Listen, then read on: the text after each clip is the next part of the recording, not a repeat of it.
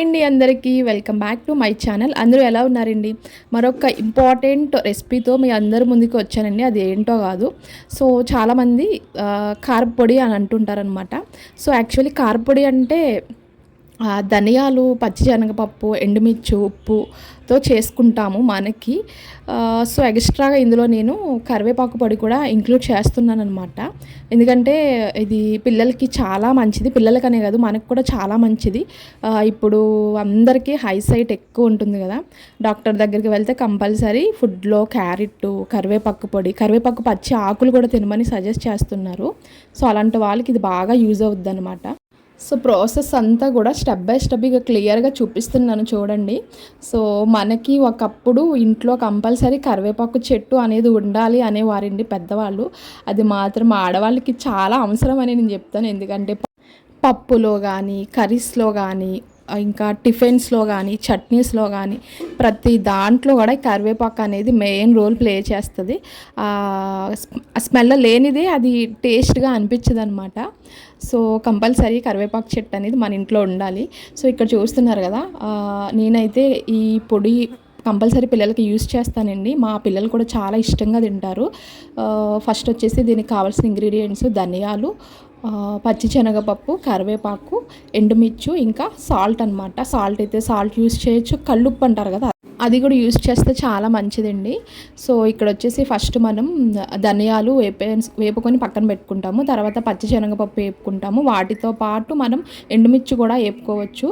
So ఏంటంటే ఎండుమిర్చి, salt, ఉప్పు కూడా ధనియాలతో కలిపి వేపేసుకోవచ్చు అనమాట. సో ఎండుమిర్చి అనేది మన ఇష్టము.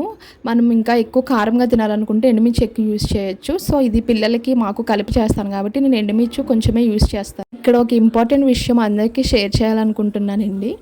So healthy lifestyle lead చేయాలనుకోవడం అనేది ప్రతి ఒక్కరి కోరిక, ఏము, గోల్ అని చెప్పచ్చు.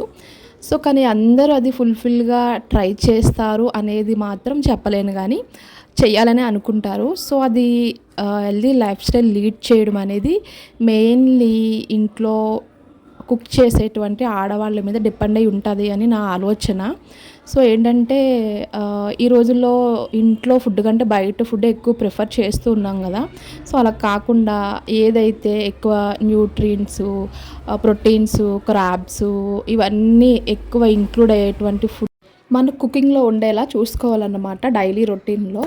So unpopular or less popular అనేది నాకు తెలియదు, కానీ జస్ట్ నేను రియలైజ్ అయ్యాను అన్నమాట. అది మీ అందరికీ షేర్ చేయాలని అనిపించి షేర్ చేస్తున్నాను. సో మామ్స్ అందరూ కూడా కనెక్ట్ అవుతారని చెప్తున్నానండి. We start cooking good, then పిల్లలు కూడా దాంట్లో ఇన్వాల్వ్ అవుతారు కాబట్టి. సో ఇక్కడ పిల్లలు, ఇంట్లో వాళ్ళు అందరూ హెల్తీగా ఉంటే okay. Once they are sick, ఒకవేళ వాళ్ళు ఎప్పుడైనా సిక్ అయ్యారు అంటే మెయిన్ టార్గెట్ మదరే అవుతుంది అనమాట. ఎందుకంటే సరిగా పెడుతున్నారా లేదా, సరిగా పెట్టకపోతేనే సిక్ అవుతారు, సరిగా పెట్టట్లేదు అని మనల్నే బ్లేమ్ చేస్తారు.